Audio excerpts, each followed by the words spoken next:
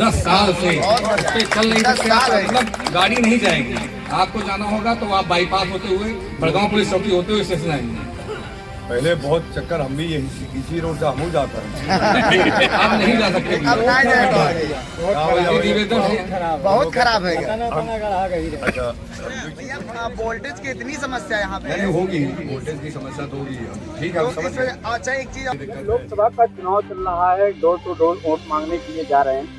जनता की क्या समस्याएं आ रही हैं? देखिए, जनता की समस्या वही है जो 14-15 साल सपा बसपा ने सड़क के नाम पे यहाँ केवल गड्ढे कर डाले, विकास के नाम पे केवल विनाश हुआ।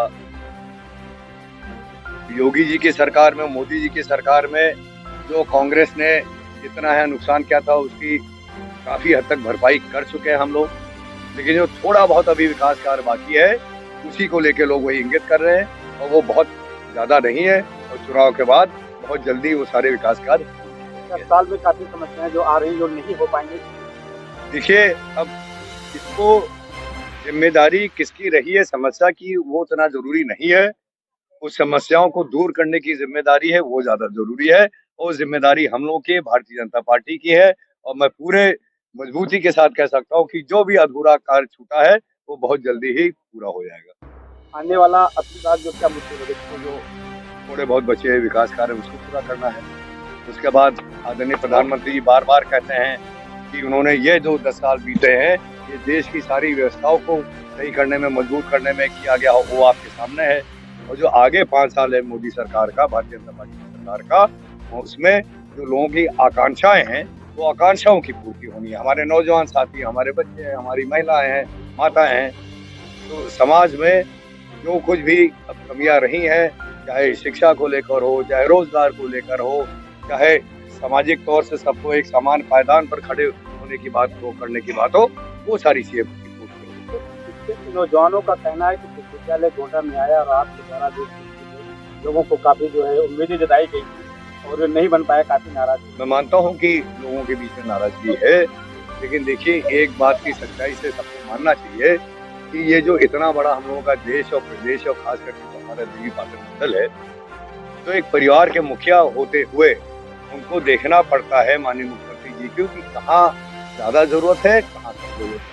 हम लोग गोंडा के, हम लोग छात्र हैं, जो नौजवान है या जो परिवार हैं, हम लोगों के लिए बगल में ही फैजाबाद में इतना बड़ा विश्वविद्यालय है, पास में ही लखनऊ में भी है। हमारी बात हुई थी, और इसके बाद का हमारे पास भी जवाब नहीं है कि जो हमारे नेपाल से जो सीमा क्षेत्र है, जो इतना पिछड़ा है, सबसे पिछड़ा क्षेत्र है, क्या वहाँ के नौजवान हमारे परिवार के बच्चे नहीं है? क्या वहाँ के परिवार हमारा परिवार नहीं है?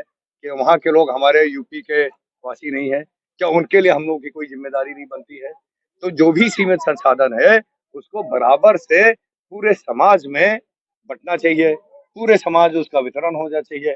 आपको लिटिल तो यही एक सीधी थोड़ी सी बात है, और उसमें यकीन करिए कि यहाँ पर भी गोंडा में भी बहुत जल्दी ही हम लोग व्यवसायिक पैटर्न पर कोई स्किल डेवलपमेंट को लेकर यहाँ पे हम लोग कुछ ना कुछ एक शिक्षा का संस्थान जरूर लाएंगे, जिससे हमारे बच्चे ट्रेनिंग पा सके और कहीं ना कहीं नौकरी उनको अच्छे ढंग से मिल सके। जानवरों के लिए काफी समस्या अभी शहरों में बनी हुई है। जिस तरह से लोग प्रशासन योगी मोदी जी ने कहा कि जानवरों को मुक्त कर नए गौशाले बना दिए, किसी वजह क्या गौशाले में ये बहुत एक समस्या है, इसको जरूर हम लोग को एक नए ढंग से देखना पड़ेगा। जहाँ तक शहर की बात है, शहर आपका, हम गोंडा शहर की बात हम नहीं करेंगे, क्योंकि यहाँ पे जो संस्था या जो पार्टी है जो जीती है यहाँ से, वो वही सपा के लोग हैं, जिन्होंने केवल पैसे का दुरुपयोग किया है। तो दिल जा चुकी है। जो अब हुआ है वो तो अब हुआ है, लेकिन पिछले 10 साल में जो अव्यवस्था कायम की उन लोगों के ना काम करने की वजह से, वो अव्यवस्था तो किसी के जेल जाने से तो खत्म होगी नहीं। अब उसको दूर करना हम लोगों की जिम्मेदारी है, उसको किया जाएगा। उसके साथ साथ देखिए, योगी सरकार ने हर जानवर पर करीब महीने में 1,500 रुपए का प्रबंध कर दिया है। पहले वो 30 रुपए था, अब 50 रुपए हो गया डेली। कि ये जो जानवर जिसकी शिकायत अमूनन हो रही है, अगर हम आपसे पूछे कि जानवर कहाँ से आए, क्या पाकिस्तान ने जानवर छोड़ दिए, क्या चीन ने यहाँ गिरा दिए, एयर ड्रॉप कर दिए? ये जानवर हमारे ही परिवार, हमारे ही लोग उनका इस्तेमाल करने के बाद भैया इतना खुश हैं कि पहली बार शायद वो आपको देख रहे होंगे और पहली बार मिल भी रहे हैं आपसे। बहुत खुश हो रहे हैं वो लोग। और ये कार्यक्रम जो रखा गया है उसमें हम ये चाहते हैं, भैया का सर बात तो है ही है सबके साथ, मंच पर उपस्थित भी है, आप अपनी अपनी बात कहेंगे भी, मगर वो आप इंतजार मत कीजिए कि हमको करना क्या है। हमको तन मन धन से समर्पित होना है। आज हम समर्पित होंगे तभी हम उनके सामने बैठ कर कुछ बात कह पाएंगे। अगर आज आप मुंह चुरा रहे हैं, आप अपने घर से निकल नहीं रहे हैं, आप अपनी आवाज को बुलंद नहीं कर रहे हैं, तो निश्चित मान लीजिए कल आप भैया से कुछ भी नहीं कर पाएंगे। आप लोगों की परीक्षा की घड़ी अब है कि आप लोग कितना मेहनत कर रहे हैं, कितना संघर्ष कर रहे हैं। अभी आपने भैया ने कहा राजा तो राजा होता है, उसमें कोई दो राय नहीं।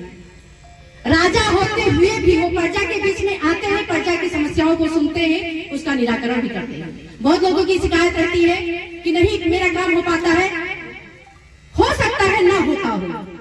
अगर आपका काम भैया तक नहीं पहुंचा या प्रतिनिधि तक नहीं पहुंचा तो कैसे होगा? आप जयमहल में जाइए, वहाँ उनके प्रतिनिधि रहते हैं, उनसे बात कीजिए, उनसे अपनी समस्याओं को कहिए, निश्चित आपका काम होगा। अभी तक हम नहीं जानते हैं कि किसी का काम ना हुआ हो, उनके तक पहुंचा हुआ हो तो कोई भी काम, छोटा से छोटा और बड़ा से बड़ा काम। आप सभी लोगों की सहभागिता चाहते हैं और हाथ उठाकर आप अपनी सहभागिता देंगे कि हम सभी